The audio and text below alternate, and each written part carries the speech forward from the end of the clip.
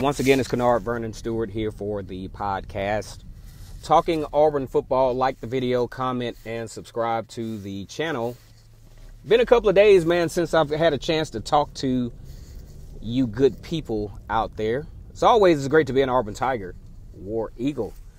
All right, so there's not a lot going on, not a lot of crazy stuff going on, but I guess you could consider Tracy Rocker rolling out to the NFL for Philadelphia Eagles, maybe as a, probably one of the least favorite moves of the week in the Auburn circle. But the basketball team, guys, looked pretty good the other night on the road against South Carolina, beating them by over 20 points. And the highlight of this is Sharife Cooper having a double-double, real close to a triple-double.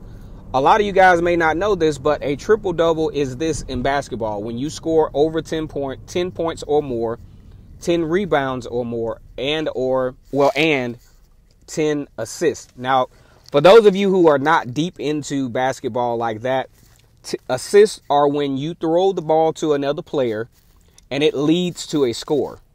So that means if you have 10 assists, considering that a field goal is at least 2 points in basketball, you facilitated 20 points. And I think that's pretty freaking amazing. But either way, if Sharife Cooper is going to have a triple-double, I would much rather the extra rebounds that he get, I would rather him have, like, say, 5 more assists than trying to get a triple-double. I don't think a triple-double out of Sharife Cooper is really not that important. And you want the double-double for sure with the assist and the points.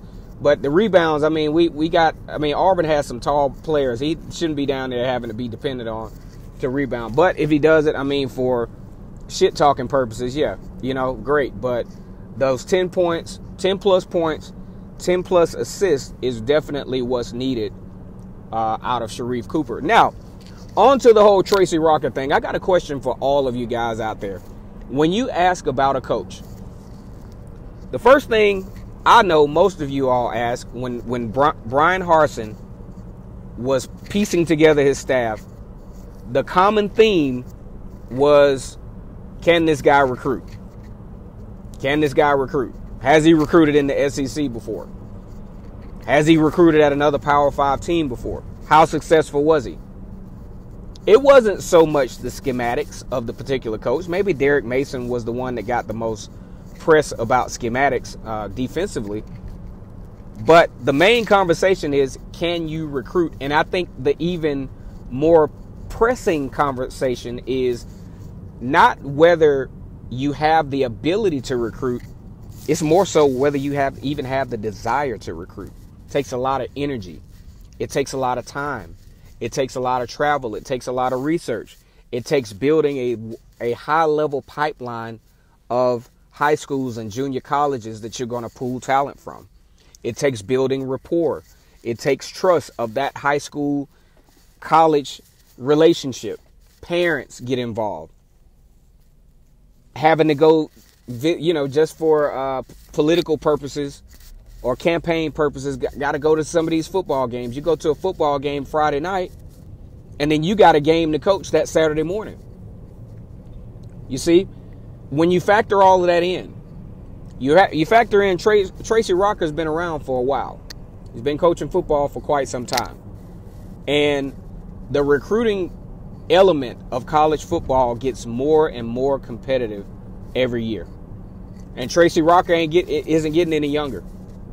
You can kind of see the fatigue in his face, When you look at pictures, hey, this man is wore out. And having to get on a plane every other week to go recruit or making phone calls and constantly being on the grind, I don't blame him for going to Philadelphia. If I have a situation where I can just develop the guys that are there, and these are professionals, I have to make some professionals the best that they can be versus spending all this time recruiting. Oh, and not to mention spending all this time recruiting a guy, and then this sucker hits the transfer portal. He doesn't like what we're doing here. The NCAA has made it easy to now, so that now a player can hit the transfer portal and all but immediately be eligible. So when you ask why Tracy Rocker probably skated to the NFL, I bet you when you dig down to the meat of it, I bet you it had something to do with recruiting and the demands of recruiting, and especially the demands of recruiting with where Auburn is now. Auburn has only had a couple of 10-win seasons in the past few years, so the demand to win is right now. And also, you don't want to get on what could be perceived, because of the lack of tenure, a shaky coaching staff. And you don't want to get on a shaky coaching staff per se. And I'm just saying shaky, mainly just out of, the fact that they haven't been able to prove themselves yet. But you don't want to be on a coaching staff to where in a couple of years, if this coach doesn't pan out, everybody's wiped out. I think it was a good move by Tracy Rocker. Let me know what you think, Auburn football fans.